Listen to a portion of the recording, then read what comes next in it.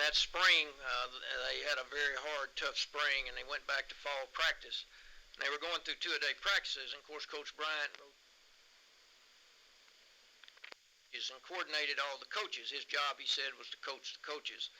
Anyway, he coordinated the coaches, and this is told by a friend of mine named Bob Ford, who went down there with Coach Bryant as a graduate assistant. Says they're in the meeting, and Coach Bryant turns in the schedule of the practice that day, and the first day practice went normal, and the second day practice normal. At the end of the second practice, he had these words: repeat practice, which meant it wasn't going to be two-a-days that day, it was going to be three-a-days. And anybody that's played football knows what happens when you start into two-a-day practice alone, but now you're going to have a three-a-day practice. Well, they got through with the first practice, and it was just a morning practice, so it wasn't an issue. And they got through with the second practice, and Coach Bryant called all the guys up, and he said that he was embarrassed to see these players in some of the same uniform numbers as the players that played with him, some of them who were heroes and died in World War II. So many of them who were great people, and he just knew that this team didn't know anything about football, and they had to learn and understand what football was and the definition and understanding of football if they were ever going to be great. And so he said, we may not win a game, but we will be the best conditioned team in America. Repeat practice. Well, if you ever played football, those words were at best shocking and some horrifying, that now you're going to go back after 2 hours of practice in 100-degree temperature and practice again. Well, they went through the practice. He didn't call one period short. And they finished that whole practice. They ran the wind sprints, and he circled them up around him, and they came to him like chicks around a mother hen, very much exhausted, heaving for breath, gasping for breath. And he told them, hush that heavy breathing, I don't want to have to yell.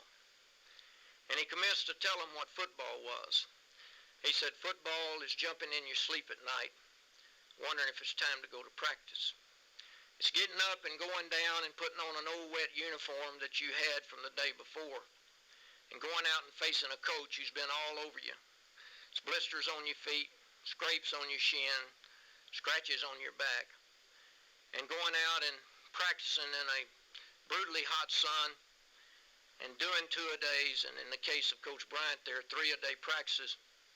He said, it's the week of the game, and watching the film and knowing that the man across from you is better than you are, bigger than you are, and stronger than you are. He said, it's the day of the game, driving to the field in the bus, wondering if your mom and daddy got there safe, got their tickets. He said, it's getting dressed in the dressing room and having to go to the bathroom and turning around and having to go again. He said, it's running on the field and hearing the sound of the band and the screams of the crowd and the smell of popcorn. He said, it's blocking and it's tackling and it's winning and it's losing. But if I ever asked you again for the rest of your life what football is, it's one word. It's Alabama. Ford said that Coach Bryant screamed at his kids in that powerful, loud voice of his, what's football? And they in unison screamed back, Alabama. And he said, get your Baz. Ford said he had talked to him for 3 minutes, and they ran to the dressing room as if they had not only not practiced 3 times, or 2 times, or not even 1 time. He said it was unbelievable, the transformation that come across those kids in that 3-minute conversation.